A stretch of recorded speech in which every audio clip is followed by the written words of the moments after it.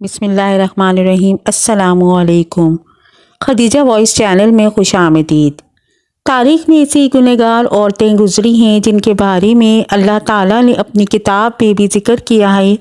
یہ عورتیں نہ صرف انسانوں کی گمراہی کا باعث بنیں بلکہ بعض اللہ تعالیٰ کے انبیاء کرام کو قتل کرانے میں بھی پیش رہیں۔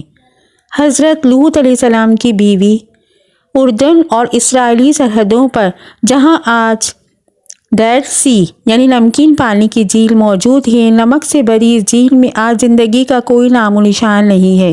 تاہم آج سے ہزاروں سال پہلے یہ انتہائی زرخیز علاقہ تھا جہاں سدوم اور عمورہ نامی شہر آباد تھا۔ یہی وہ قوم تھی جس پر اللہ تعالیٰ نے حضرت لوط علیہ السلام کو نبی بنا کر بھیجا تھا۔ اس قوم کا گناہ بہت ہی بڑا تھا۔ ایسا گناہ اس سے پہلے کسی قوموں نے نہیں کیا تھا۔ اس قوم کے مرد مردوں کے ساتھ اور عورتیں عورتوں کے ساتھ بدکاری کرتی تھی۔ حضرت لوط علیہ السلام کی بیوی جس کا نام وائلہ تھا، وہ بظاہر تو حضرت لوط علیہ السلام کی بیوی تھی، لیکن وہ اندر سے کافر تھی۔ وہ اپنی قوم کا ساتھ دیتی تھی۔ اس بیوی کے لیے اور کیا بدنصیبی ہو سکتی ہے کہ یہ عورت ساری زندگی ایک نبی کے ساتھ رہتے ہوئے بھی اللہ تعالیٰ کے حکم کی نافرمان رہے۔ جب حضرت لوط علیہ السلام کی قوم نے آپ علیہ السلام کی باتوں کو ماننے سے انکار کر دیا تھا تو اللہ تعالیٰ کے فرشتے نوجوانوں کی صورت میں اس بستی پر ظاہر ہوئے جو حضرت لوط علیہ السلام کے گھر میں قیام پذیر ہوئے۔ حضرت لوط علیہ السلام کی بیوی جو اپنی قوم سدوم کے ساتھ ملی ہوئی تھی، اس نے جا کر اپنی قوم کے لوگوں کو ان نوجوانوں کے بارے میں خبر دی۔ ان لوگوں نے حضرت لوط علیہ السلام کے گھر کو چاروں طرف سے گھیر لیا۔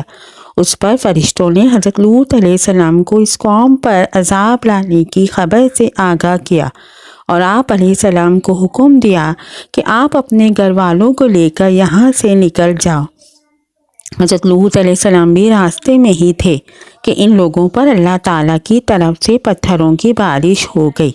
آپ علیہ السلام کی بیوی جو اپنی قوم کا ساتھ دیتی تھی، وہ بھی اپنی قوم کے ساتھ تباہ و برباد ہو گئی تھی۔ سدوم کے پہاڑوں میں آج بھی وائلہ کی آبادی موجود ہے۔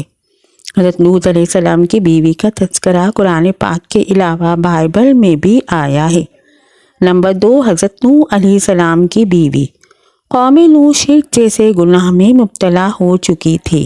اس قوم کے لوگوں نے اپنے سرداروں اور نیک لوگوں کے بت بنائے، ان کی عبادت اور پوجا شروع کر دی۔ اللہ تعالیٰ نے حضرت نوح علیہ السلام کو اس قوم پر مبعوث فرمایا۔ یہ قوم اتنی ظالم و نافرمان تھی۔ اس قوم کے لوگ آپ علیہ السلام کے گھر داخل ہو کر آپ علیہ السلام پر ظلم کرتے اور آپ علیہ السلام کو بے یار و مددگار چھوڑ جاتے۔ حضرت نوح علیہ السلام کو مجلسوں سے نکال دیا جاتا تھا۔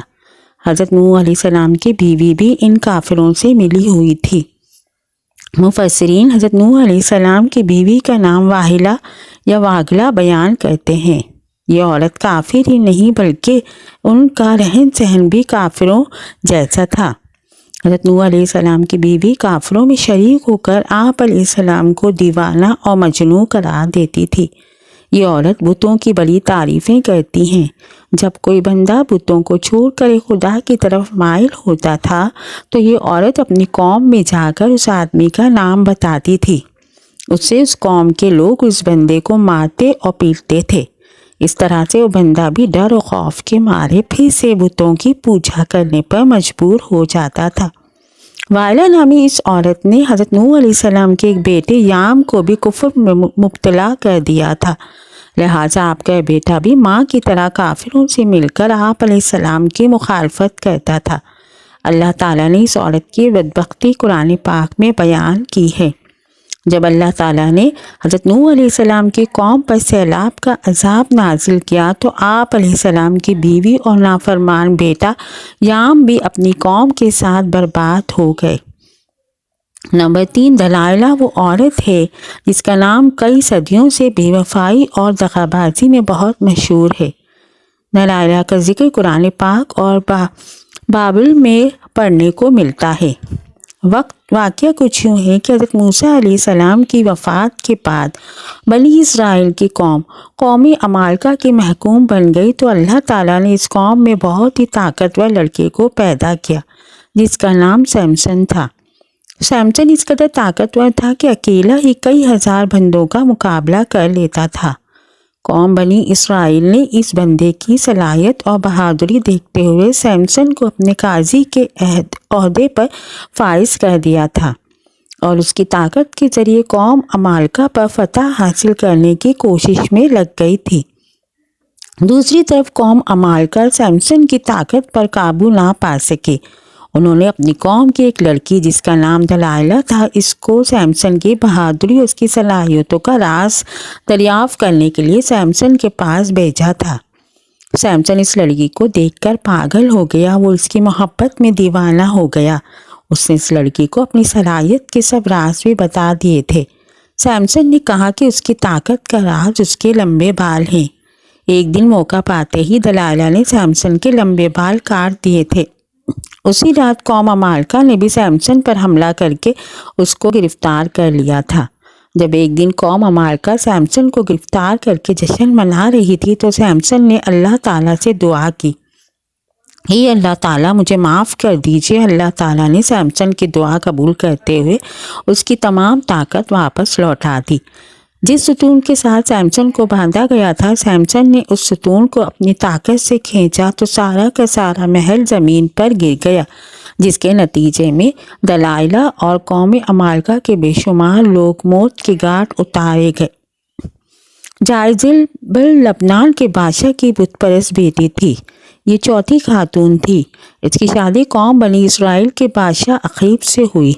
جائزبل نے نہ صرف اخیب کو بت کی پوجا پر لگایا بلکہ تمام ریاست میں ایک خدا کو ماننے کے بجائے بے شمار بت بنا دیے گئے تھے تاکہ لوگ ان بتوں کی پوجا کرتے ہوئے گمراہی سے باہر ہی نہ نکلیں۔ ایک دن قوم کے نیک بندے یرمیہ علیہ السلام نے جائزبل اور اس کے شوہر کو کہا کہ تم سب لوگ بت کی پوجا کرنے کے بجائے ایک خدا کی عبادت کیا کرو، اس میں ہی تمہاری بھلائی ہے۔ اس ظالم عورت نے نیزے کا اتنا شدید وار کیا جس کی وجہ سے بوڑھا آدمی شہید ہو گیا۔ حضرت یرمیہ علیہ السلام نے اس عورت کو بد دعا دی کہ بہت جلد ہی تیرے حسین و جمیل بدن کو کتے نوچ نوچ کر کھائیں گے۔ اس کے بعد اللہ تعالیٰ نے اس قوم پر حضرت الیاس علیہ السلام کو بھیجا، تاہم یہ ملکہ ایمان لانے کے بجائے آپ علیہ السلام کو بھی مارنے کے لیے تیار ہو گئی تھی۔ پھر ایک دن حضرت یرمیہ علیہ السلام کی بد دعا رنگ لائی اور ملک اسرائیل پر سرہندوں کے قبائلی وحشی نے حملہ کر دیا۔ ان لوگوں نے ملکہ جائزبل کو زخمی حالت میں سڑک پر پھینک دیا تھا، یہاں تک کہ بہت سے جنگلی کتے جائزبل کے ارد گرد جمع ہو گئے تھے۔ کتے نے اس لاش کو نوچ نوچ کر کھا لیا۔ نمبر 5، عطالیہ حضرت الیاس کے دور سے تعلق رکھنے والی ایک جائزبل کی بیٹی تھی جس کا نام عطالیہ تھا۔ یہ لڑکی بھی اپنی ماں کی طرح بہت ہی حسین و جمیل تھی، یہ بھی کافر تھی۔ اس کی شادی یہودا کے بادشاہ یہورام سے ہوئی تھی۔ اس قوم میں ہر جگہ بتوں کی عبادت ہونے لگی تھی۔ اس قوم پر بھی وحشی لوگوں نے حملہ کیا تھا جس کی وجہ سے وحشی لوگوں نے یہورام بھی قتل کرنا چاہیے، لیکن یہ بادشاہ ایک غار میں چھپ گیا تھا جس کی وجہ سے اسے اس غار میں ہی اس بادشاہ کی موت واقع ہو گئی تھی۔ جب وحشی ملکہ عطالیہ اس کی بیٹی اغزلیہ کو اپنے ساتھ لے گئے تھے، ان ماں بیٹی کو بہت ہی ذلیل کرنے کے بعد ماں اور بیٹی کو آزاد کر دیا گیا تھا۔ اس کے بعد عطالیہ نے بتوں کی عبادت سے توبہ کر کے حضرت موسیٰ علیہ السلام کے مذہب پر آ گئی تھی، لیکن اس تبدیلی کو سال بھی نہ گزرا تھا کہ عطالیہ پھر کفرانہ کاموں کی طرف لوٹ آئی تھی۔ اس کی بیٹی قتل کے بعد ملکہ عطالیہ کو ہی سلطنت یہودا کا تاج پہنا دیا گیا تھا۔ اس نے اپنی دولت کے نشے میں آ کر اپنے پوتوں کو قتل کروا دیا تھا، پھر اپنی رعایا پر ہی بہت ہی ظلم و ستم کرنے لگی۔ تاہم اس کا پوتا جو جان بچانے میں کامیاب ہو گیا تھا، یہودا کے لوگوں نے اس کو اپنا بادشاہ بنا لیا تھا۔ یہ ملکہ عطالیہ اپنے محل کے باہر اپنی قوم کے ہاتھ بہت ہی ذلیل اور رسوا ہو کر مر گئی۔ عطالیہ کا ذکر بھی بائبل میں تفصیل کے ساتھ موجود ہے۔ اور نمبر 6 ہے ہیروڈیاس۔ تاریخی انسان کی سب سے گنہگار عورت کہا جائے تو غلط نہ ہوگا، کیونکہ یہ عورت حضرت یحییٰ علیہ السلام کے قتل کی ذمہ دار ہے۔ حضرت عیسیٰ علیہ السلام کی پیدائش سے چند برس پہلے کی بات ہے کہ ہیروڈیاس ایک غریب بہت ہی حسین و جمیل عورت تھی، فلسطین کے خاندان کی بہو بن گئی۔ ابتدا میں اس کی شادی شہنشاہ کے دے بیٹے ہارون سے ہوئی تھی اور اسی ہارون ولیاس کے گھر لڑکی پیدا ہوئی۔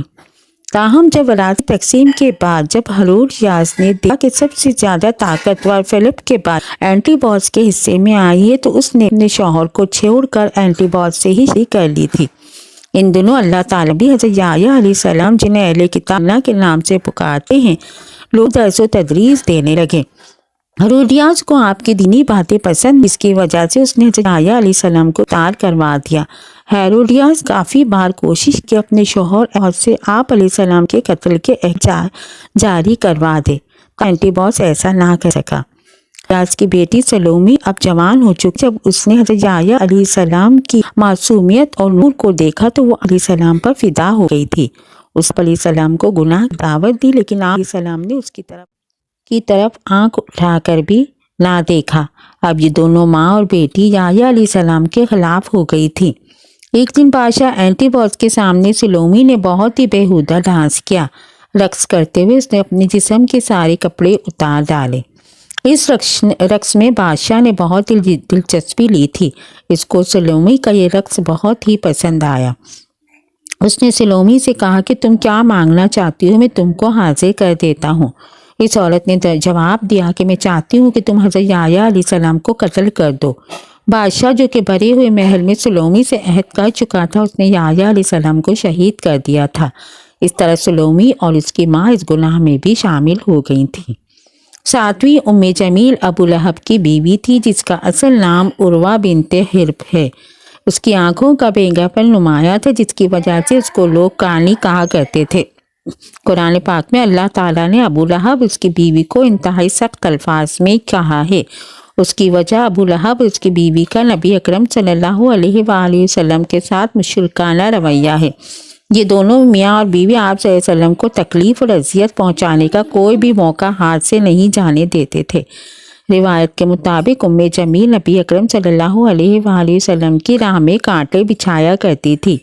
جب سورہ لہب نازل ہوئی تو ابو لہب کی بیوی غصے سے بے قابو ہو گئی اور بہت ہی بڑا پتھر اٹھا کر مکے میں آپ صلی اللہ علیہ وآلہ وسلم کی تلاش میں نکل پڑی۔